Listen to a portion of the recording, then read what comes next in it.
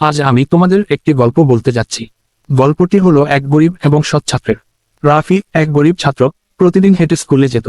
সংসারে অভাব ছিল নিত্যদিনের সঙ্গী, কিন্তু তার মনের ভিতর ছিল সততা, আত্মসম্মান এবং একজন ভালো মানুষ হওয়ার অঙ্গীকার। একদিন স্কুলে যাওয়ার পথে রাফি রাস্তায় একটি কালো ব্যাগ পড়ে থাকতে দেখে।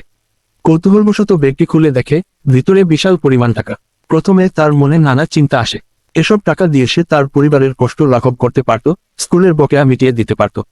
কিন্তু কিছুক্ষণ পর তার মনে পড়ে মায়ের উপদেশ, সততাই মানুষের আসল গুণ। ব্যাগে থাকা একটি কাগজে লেখা ফোন নম্বর থেকে রাফি টাকার মালিককে খুঁজে বের করে।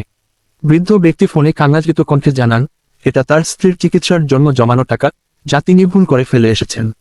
রাফির সঙ্গে সঙ্গে ঠিকানা দিয়ে তাকে টাকা ফেরত দেয়। বৃদ্ধ ব্যক্তি কৃতজ্ঞ হয়ে রাফিকে পুরস্কার দেন এবং তার পড়াশোনার সম্পূর্ণ খরচ বহনের প্রতিশ্রুতি দেন। রাফির একটি সৎ সিদ্ধান্ত তার জীবনের পথ পাল্টে দেয়। তো ছোট্ট বন্ধুরা সবসময় মনে রাখবে, সততা এমন একটি গুণ যা মানুষকে গরিব থেকে মহৎ করে তোলে এবং জীবনকে সাফল্যের পথে নিয়ে যায়।